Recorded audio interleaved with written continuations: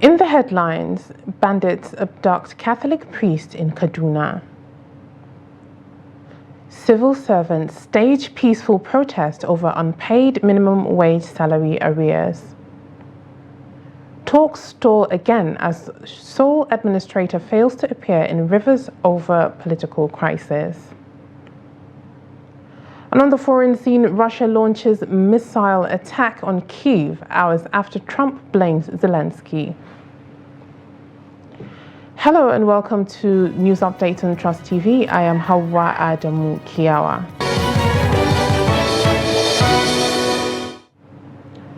A Catholic priest, Reverend Father Ibrahim Ibas, has been abducted by bandits in Kurmin Riska axis of Gauru local government area of Kaduna State. The incident occurred in the early hours of Thursday. The priest was whisked from his residence at St. Gerald Kwasi Parish, Kurmin Riska. The Chancellor of the Catholic Diocese of Kafanchan, Reverend Father Jacob Shanet, confirmed the abduction on Thursday in a press statement. He called for prayers for the safe return of the cleric.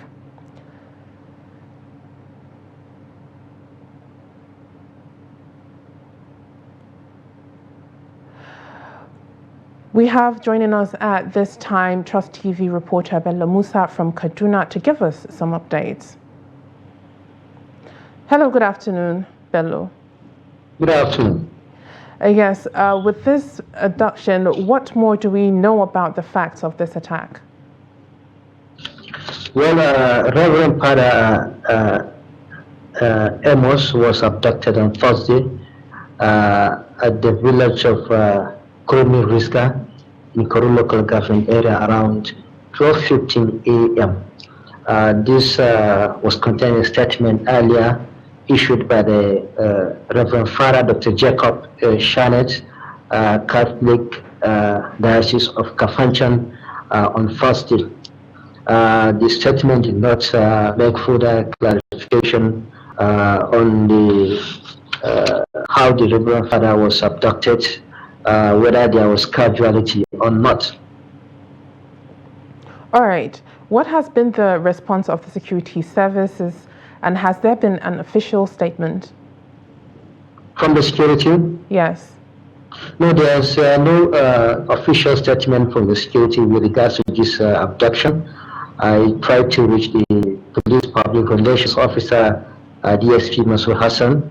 I couldn't reach him on phone to make further clarification on the abduction of the clergy. All right, thank you very much, Bello, for these updates. Next up, at least 2 farmers were killed and 1 injured in an ambush on Wednesday in Tigbe Community, Basa local government area of Plateau State.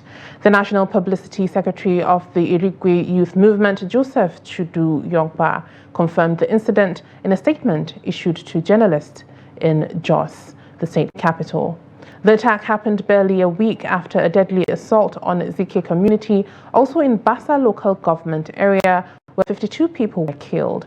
Providing details of the latest incident, Yogba stated that 3 members of the community were ambushed, adding that 2 died instantly while 1 sustained bullet wounds and is currently receiving treatment at an undisclosed hospital.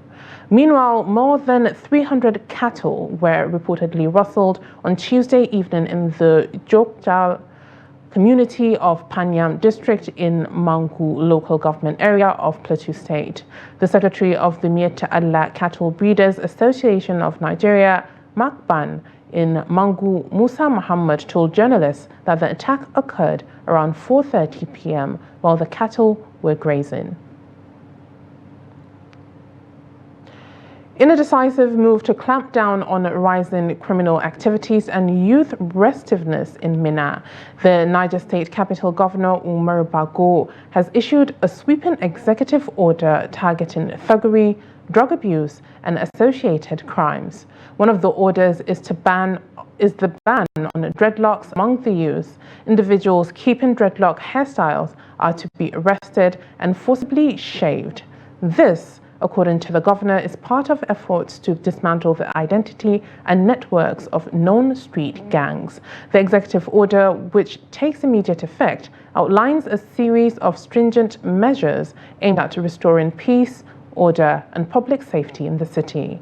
Governor Bago made it clear that the state government will no longer tolerate the activities of violent gangs, drug peddlers, and those shielding them.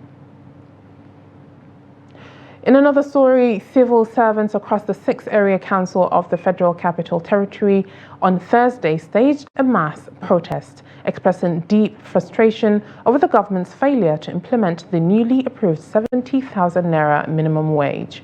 Hundreds of aggrieved workers, including primary school teachers, administrative staff, and local government employees, took to the streets, citing not only the non-enforcement of the revised wage, but also several months of unpaid salary arrears as key grievances.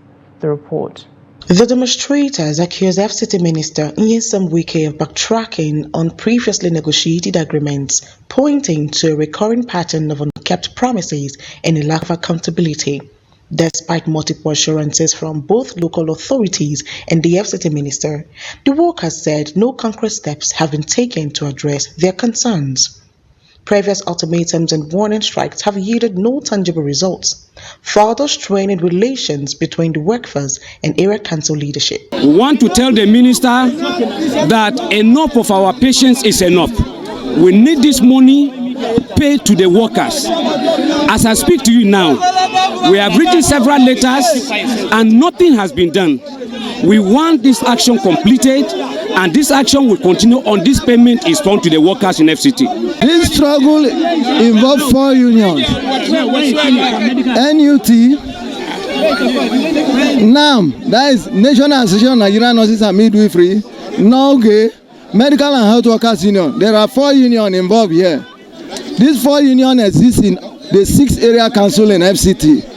Our staffs are suffering. Teachers are involved, medical personnel are involved, admin staff are involved. They have not been captured in minimum wage up till now. As tension continues to rise, union leaders have warned that unless their demands are fully met, including the immediate settlement of all outstanding arrears and the full implementation of the new minimum wage, industrial actions will persist and could intensify in the coming weeks. The purpose of this protest is to fight for our right. Our right has been stopped since 2023. We are supposed to be paid minimum wage. The council chairman, they are not doing the needful. So they are our problem. We have the chairman, they are insensitive to our plight. We have been on strike demanding for series of our entitlements that were not paid. And up to this moment, nothing is done about that. And that is why we are here to protest before the Minister of FCT. The teachers, the non-gig workers, and the other workers of FCT, particularly at the area council workers, are not paid as is supposed. They emphasized that workers' patience is wearing thin and called for urgent intervention from higher levels of government to resolve the deadlock and restore normalcy to the affected councils. For the second time this month, the sole administrator of River State, Vice Admiral Ibas, has failed to attend a crucial meeting with the House of Representatives Ad Hoc Committee on Rivers State Oversight. The committee, led by House Leader Professor Julius Ihomvere, had hoped to resolve the political crisis in River State quickly, but once again, the meeting scheduled for Thursday, April 24th, 2025 at 3 p.m. did not take place. This time, no explanation was offered for Ibas's absence. Earlier, the committee had convened for a private meeting that began at 2:30 p.m. and lasted until 3:19 p.m. behind closed doors. When the meeting concluded, committee chairman Ihomvere declined speaking with the press, offering no insight into the discussion. Governments at all levels in Nigeria have been charged to do more to eliminate the scourge of malaria to prevent untimely deaths from the disease. This is even as records indicate that Africa shoulders the heaviest burden of the disease, accounting for 94% of 95% of cases and deaths in 2022. They gave the charge as part of activities marking the 2025 World Malaria Day. Hamid Oyegbade files the report. Malaria is a disease caused by Plasmodium parasite transmitted by the bite of infected mosquitoes. The people most susceptible to malaria include pregnant women, infants and children under the age of 5, refugees, migrants and internally displaced people. Malaria parasite is a disease endemic to this part of the world, and it's one of the leading causes of death in Nigeria as of today. And there are ways of preventing this disease, and one of the most important way is avoiding being bit by the female Anopheles mosquito. And how can we do this? We should try as much as possible to make sure our environment is clean. As part of efforts to end malaria, 25th of April each year is dedicated to highlight the burden of the disease to the world. On three-year basis, there's this thing we need to do in the state, this ITN net campaign that we are giving to our people. We observe that some people are collecting the net and they are not using the net. If you don't use the net, you have the net, you don't use the net, definitely there's no way you don't have malaria. And if you have malaria, you go to hospital for treatment, you spend money, you won't be able to go to work. It's not only you. If a child is having malaria now, the parents, we have to take the child to the hospital. They spend money. The government should do better than only distributing nets. We should go into proper fumigation and making the environment cleaner. In a very clean environment, the likelihood of mosquito coming up is very, very slim. And if you are able to get rid of mosquito and limit their existence to a large extent, well, we have reduced the chances of people having malaria by more than half. The theme of this year's World Malaria Day is Malaria Ends With Us, Reinvest, Reimagine, Reignite. Hamid Oyegbade, Trust TV News, Osogbo. The Lagos State government has revealed that over 135,000 residents are currently living with the human immunodeficiency virus, highlighting the ongoing public health challenge in Nigeria's most populous state. The State Commissioner for Health, Akin Abayomi, disclosed this during a media briefing to mark the second anniversary of Governor Babajide Sanwo-Olu's second term in office. He explained that the involvement of faith leaders in awareness creation is aimed at reducing stigma and improving community-level outreach. He also revealed that Lagos has 12% obesity rate and 6% diabetes prevalence, with 50% of those affected unaware of their condition. Despite these health challenges, the state is grappling with a critical shortage of medical personnel as it needs an additional 33,000 doctors and 33,000 nurses to meet healthcare demands. To address this, he said the Lagos State University of Medicine and Health is expected to produce 2,500 healthcare workers annually within 5 years, including doctors, nurses, and laboratory scientists. This is News Update on Trust TV. Coming up after the break, we'll take a look at the impact of fuel price cut on daily life as Nigerians still waiting for relief. More news when we return. Do stay with us. Welcome back. If you're just joining us, this is News Update on Trust TV. Let's take a look at our previous stories. Bandits abduct Catholic priest in Kaduna. Civil servants stage peaceful protest over unpaid minimum wage salary arrears.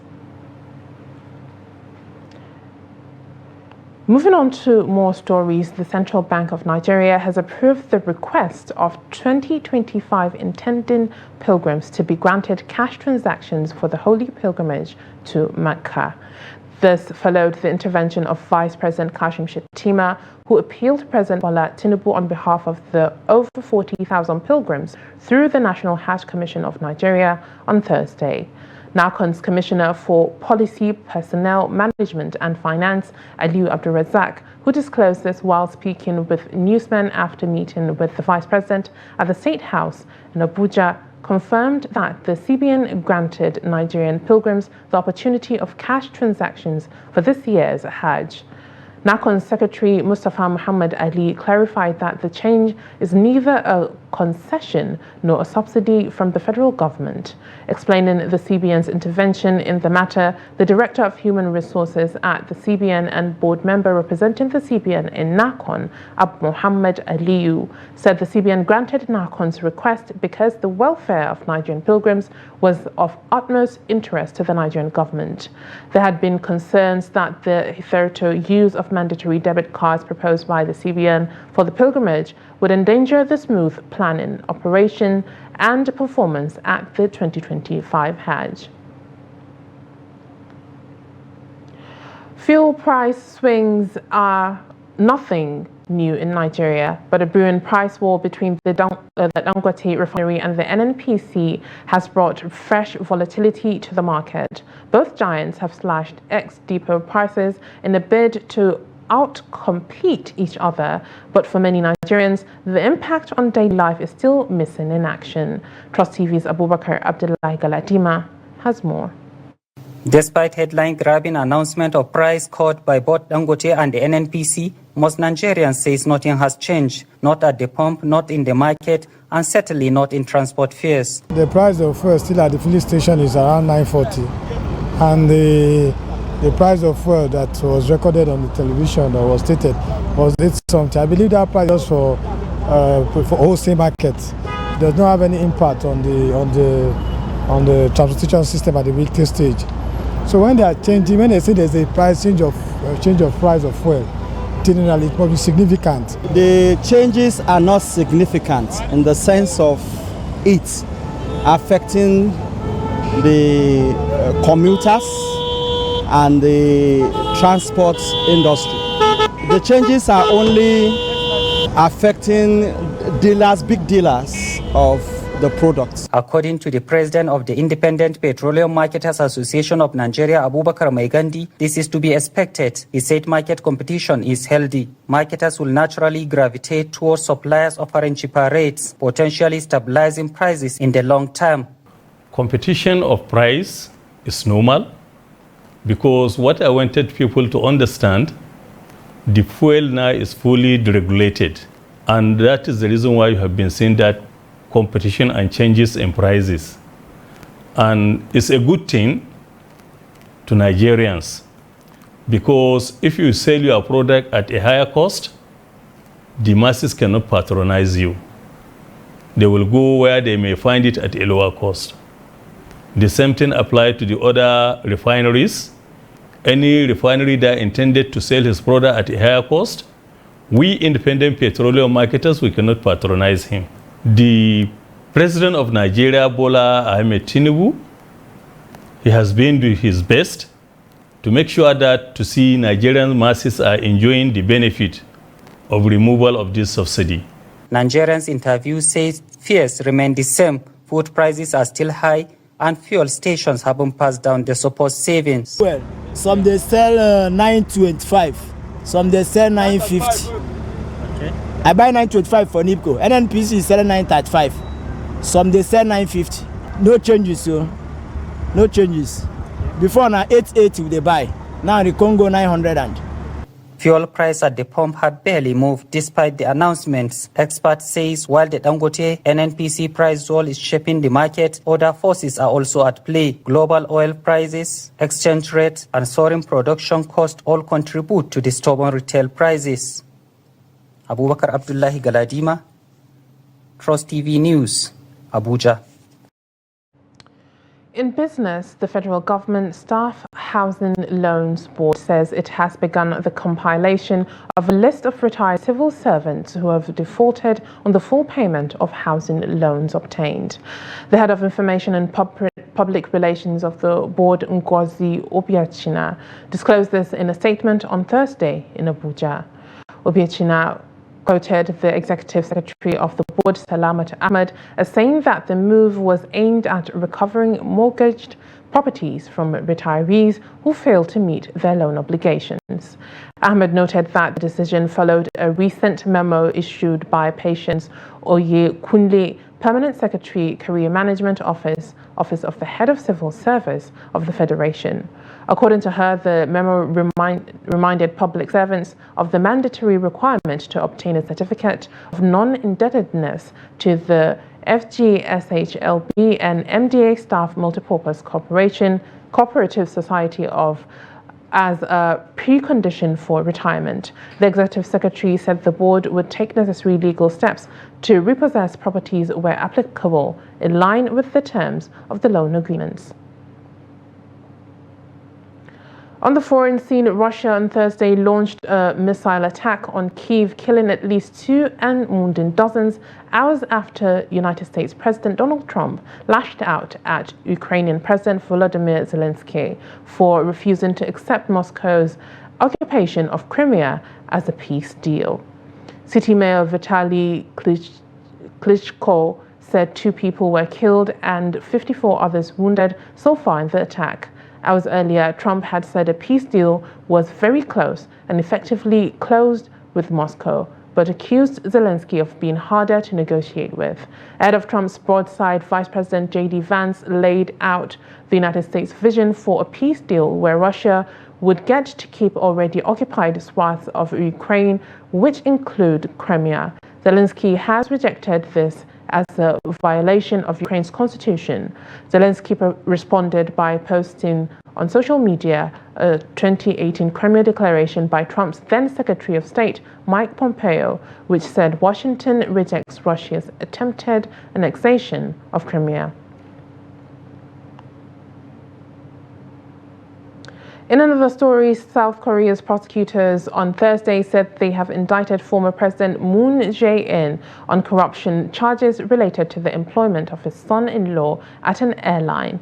Moon was indicted for corruption for receiving 217 million won, equivalent to $150,000, in connection with facilitating the employment of his son-in-law at an airline. The Jeonju District Prosecutor's Office said in a statement, the case adds to the political drama gripping South Korea, which is facing elections on June 3rd after Yoon Suk-yeol was stripped of his presidency for imposing martial law briefly. Moon, who served as president from 2017 to 2022, was known for pursuing engagement with North Korea, including brokering talks between Pyongyang's leader Kim Jong-un and United States President Donald Trump during the first term. According to prosecutors, Moon's son-in-law was appointed managing director by low-cost airline Thai Eastar Jet, despite lacking any relevant experience or qualifications in the airline industry. In the sporting arena, Enugu State is set to become a focal point for athletics as it prepares to welcome over 100 international elite athletes for the inaugural Enugu City International Marathon on May 3rd, 2025. The landmark event aims to establish itself as the largest road race in the history of southeastern Nigeria, drawing participants from around the globe alongside top Nigerian runners. Organized by Nilayo Sports Management Company, the marathon is positioned to be a significant addition to the state's sporting calendar, showcasing a race of global standards. Meanwhile, the Enugu State government has assured that it is fully committed to ensuring the event's success, with Governor Peter Mba emphasizing the goal of promoting Enugu as a premier tourist and commercial destination in the region. Nilayo Sports Management, renowned for organizing prestigious events such as the Axis Bank Lagos City Marathon, has pledged to deliver a world-class experience for participants.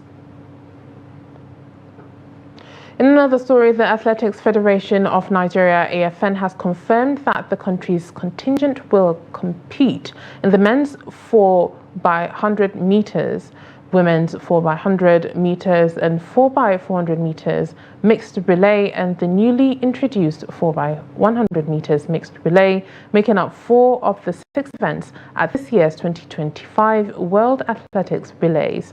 The World Athletics Relays are scheduled to take place in Guangzhou, China from May 10th to 11th. Nigeria earned its place in these events through a combination of qualification pathways, firstly by designated competition during the Paris Olympics at the Stade de France in 2024, and by top list performers at the University of Ghana Sports Stadium during the African Games also in 2024. The Secretary of the AFN Israel, Inwang Mfon, said the decision to field teams in only 4 events was guided by Nigeria's strengths and the goal of maximizing medal chances. The World Athletics Relays marks the 7th edition of the global meet and the first time it will be staged in China, following previous editions in the Bahamas, Japan, and Poland. And with that, we've come to the end of News Updates on Trust TV. Don't forget to follow us on our social media platforms and watch us live on our YouTube channel.